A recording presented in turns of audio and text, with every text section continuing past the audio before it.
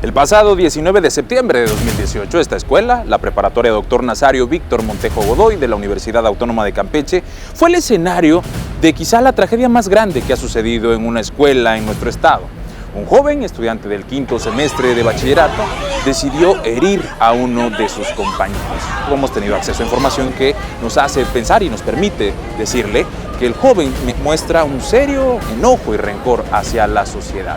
Lo que nosotros pretendemos hacer con este reportaje no es encontrar culpables, es que este hecho nos sirva como un parteaguas para que nunca más vuelva a pasar algo así en Campeche. Identificar qué hemos dejado de hacer, qué cosas no estamos viendo en nuestros adolescentes y, les repito, qué vamos a hacer a partir de ahora para que un hecho como este no vuelva a suceder, no solo en esta escuela, sino en ninguna de todo el estado.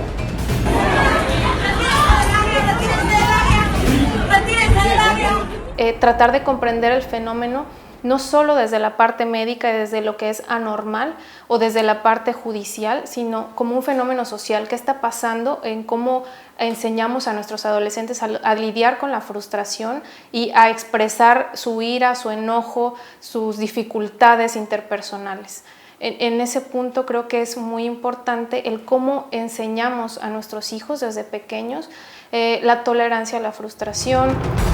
La Comisión Nacional de los Derechos Humanos señala, de acuerdo al último informe del año 2014, que 7 de cada 10 niños han sido víctimas de violencia escolar en los distintos niveles educativos. Los jóvenes afectados sufren reiteradas humillaciones y actos de violencia, causándoles baja autoestima, bajo rendimiento escolar y deserción, problemas de sueño y terrores nocturnos.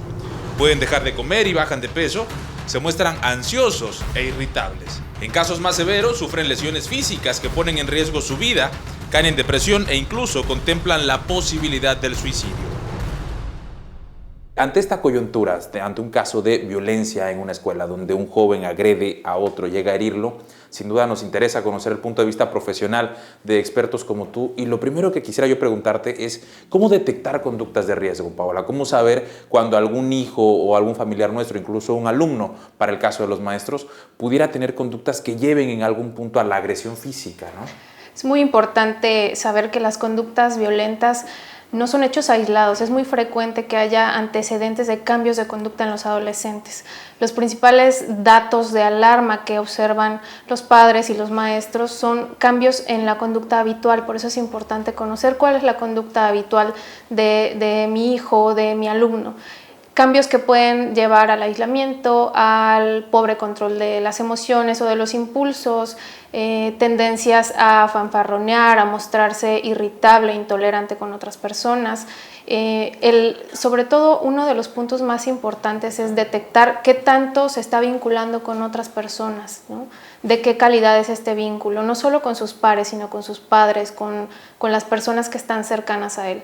Y bueno, obviamente hay antecedentes que nos pueden indicar datos de riesgo, como el consumo de sustancias, claro, algunos diagnósticos previos en la infancia, como el trastorno por déficit de atención o los trastornos oposicionistas desafiantes.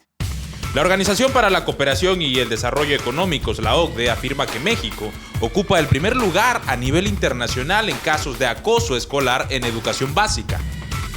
El bullying afecta a 18.781.875 alumnos de primaria y secundaria, tanto en escuelas públicas como privadas.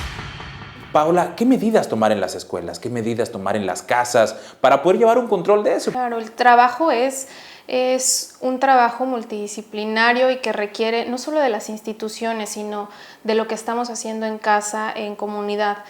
Se ha hablado mucho del operativo Mochila y yo siempre pienso que el operativo Mochila empieza en casa, ¿no? Entonces, si conocemos cuáles son los hábitos de nuestros hijos, incluso conocemos cuáles son sus gustos, sus mochilas, es frecuente, claro, que se haga esta inferencia de, bueno, no queremos que se invada su privacidad, pero yo tampoco conozco qué hay en esa privacidad, con quién se está relacionando. Si es bueno o malo para él o para ella, ¿no? Claro, qué está viendo en las redes, qué tipo de amigos tiene, cómo interactúa, cuáles son sus intereses y por qué están cambiando. Asumimos que a veces estos cambios tienen que ver con la edad y no necesariamente es así. Entonces la alerta empieza desde que yo percibo un cambio de conducta, pero para percibir ese cambio requiero tener atención a las conductas habituales, ¿no?, del día a día, no solo a la conducta que ya fue alarmante.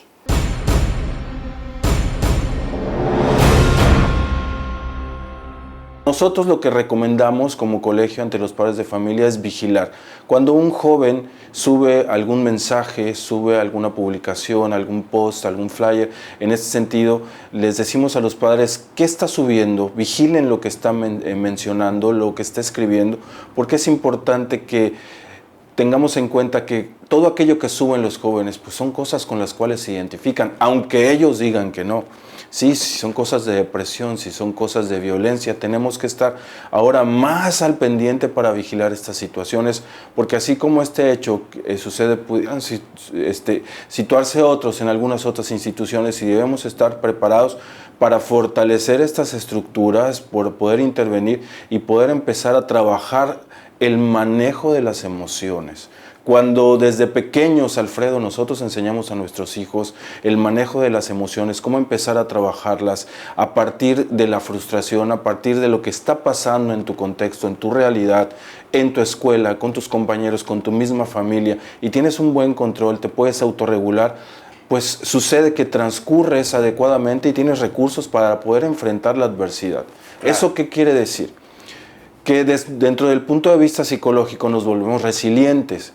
Cabe mencionar, Alfredo, que existen personas que ya nacen con este tipo de herramientas para poder enfrentar la adversidad, ¿sí?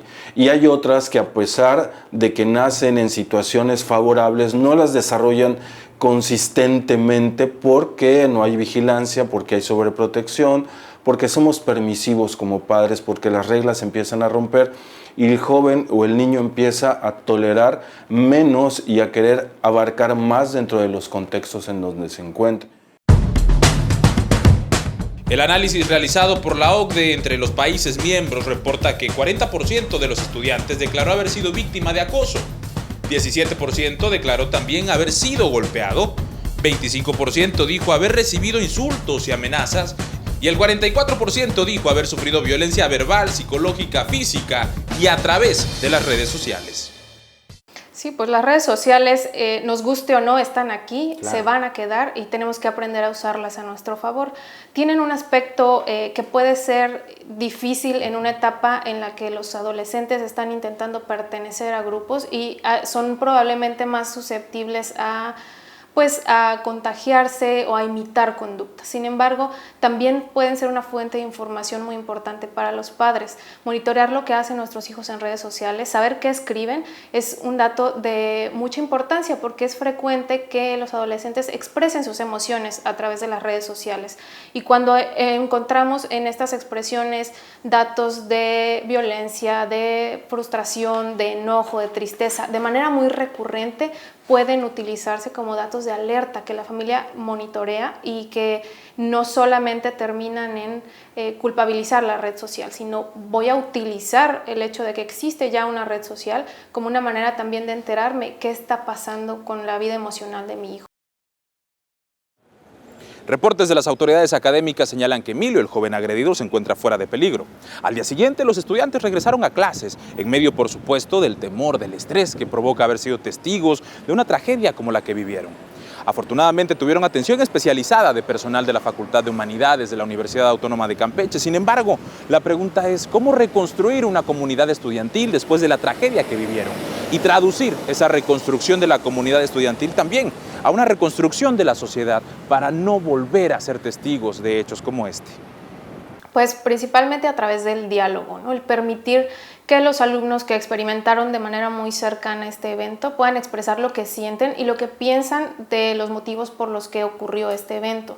A veces caemos en la victimización de ambas partes, ¿no? De quien fue agredido y de quien fue agresor, pero no entendemos el contexto que llevó a que esto ocurriera y no se nos permite en realidad comprender a grandes rasgos lo que ocurrió si lo hacemos a través del juicio, ¿no? Juzgar a la persona, etiquetarla, y está ocurriendo, ¿no? A través de los medios nos damos cuenta que está ocurriendo para ambas partes. Hace ya muchos años el poeta Mario Benedetti se preguntaba ¿qué le queda por hacer a los jóvenes? Y entre las muchas respuestas que él proponía en su poema, una de ellas era no dejar que les maten el amor, recuperar el habla y la utopía, ser jóvenes sin prisa y con memoria, situarse en una historia que es la suya, descubrir las raíces del horror, inventar la paz, tender manos que ayudan a abrir puertas entre el corazón propio y el ajeno. Pero sobre todo, decía Benedetti, que les queda hacer futuro. Y a nosotros, los adultos, generar las condiciones para que puedan hacerlo. Estar atentos a la conducta de los hijos y no dar por hecho que lo que nosotros tenemos por visto y que nos está llamando la atención pueda ser normal o pueda ser parte de una etapa de desarrollo. Estamos normalizando la violencia de una forma en la que los chicos lo replican en las escuelas, es decir, estos hechos no son hechos aislados en una sociedad que está siendo cada vez más permisiva con los actos violentos. También es importante decir que alguien, sobre todo en el caso de un adolescente que recurre a una conducta de tal agresividad y violencia, es muy probable que esa fuera la conducta que él pensara que sería su única alternativa en un momento dado. Hoy la protagonista de esta historia es esta escuela, pero pudo haber sido cualquier otra del Estado. Y lo más importante, nuestro hijo, un hijo nuestro, pudo haber sido la víctima o el agresor. Que esta noticia que hoy ocupa los titulares en los distintos medios de comunicación nos sirva para sentar un antes y un después en la relación que tenemos con nuestros adolescentes, en cómo identificamos la manera en que ellos se conducen y que nos permita que nunca más vuelva a suceder algo así en Campeche y en el mundo. Que sea realmente un cambio, que sea un punto de partida para hacer las cosas de una manera distinta. Padres, autoridades escolares y los propios jóvenes tenemos que encontrar nuevas maneras de relacionarnos y que esas maneras funcionen en la sociedad. No se trata de buscar víctimas o victimarios y hacer con esto linchamientos. No va por ahí el asunto. Tiene que servirnos para cambiar y poder garantizar que esto no vuelva a suceder. En una asignación especial para Telemar Noticias, Alfredo Cobos.